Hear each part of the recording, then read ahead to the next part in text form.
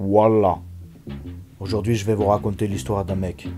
Il vivait dans le désert avec sa femme, dans une toute petite maison. Un jour, il s'est fait arrêter. On l'a placé dans une prison. Une petite pièce en haut d'une énorme tour. Et pour se moquer de lui, on n'a pas mis de barreau à sa fenêtre. Tous les jours, il pensait à se suicider. Sa femme, toute seule, elle était tellement triste qu'elle rangeait même plus la baraque. Il y avait des insectes qui grouillaient partout dans la cuisine.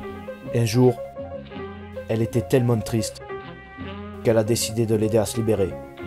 Elle a chopé un petit scarabée qui passait par là. Elle lui a délicatement attaché un fil de soie et sur ses antennes, elle a mis quelques gouttes de miel qu'elle avait préparées pour le ramadan.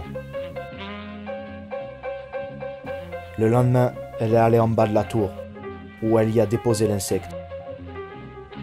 Le scarabée, les antennes dressées vers le ciel, il avait tellement envie de choper le miel qu'il a commencé à grimper.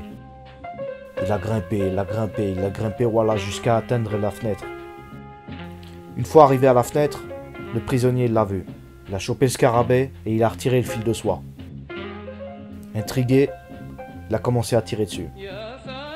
Il a tiré dessus jusqu'à ce qu'il trouve au bout une ficelle, un peu plus large.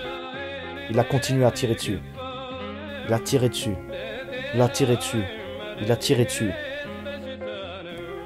Au bout de la ficelle, il y avait une ficelle encore plus large, une cordelette.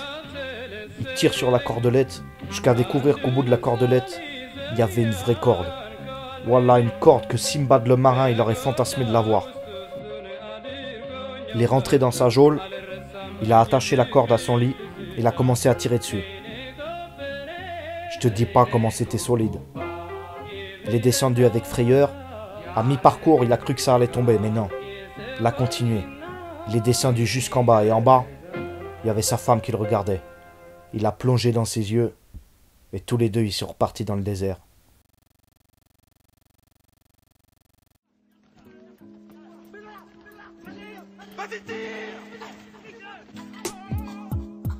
Certaines connaissances s'acquièrent progressivement, à petite dose. Pour comprendre cela, on a la métaphore du barrage.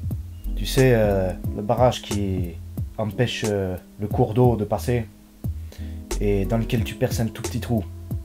À ce moment-là, il y a un petit filet d'eau qui passe, puis de plus en plus d'eau, puis un gros filet, et après le barrage il éclate.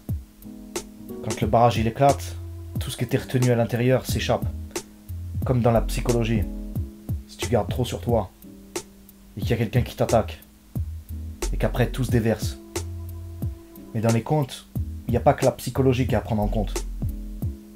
On peut y voir un aspect social. Et comme tu fais ta démarche vers la conscience, tu sais parfois, même dans le travail, faut savoir s'engager dans une action. Faut pas chercher le résultat tout de suite, faut y aller pas à pas. Pas chercher un résultat. C'est la patience qui compte.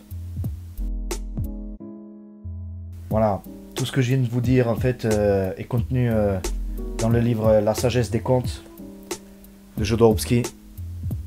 Puisque en fait, je n'ai fait qu'une improvisation sur le conte. Et même sur la critique à la fin, je n'ai fait que de rendre ce qui était écrit dans le livre. Donc il faut absolument que je vous montre, avant qu'on se dise à demain, que Le prisonnier et le scarabée, c'est un conte soufi qui fait moins d'une demi-page. Et le commentaire de Jodorowsky sur lequel j'ai improvisé, en fait, fait moins d'une demi-page lui aussi. Donc pour Teddy, c'était un plaisir.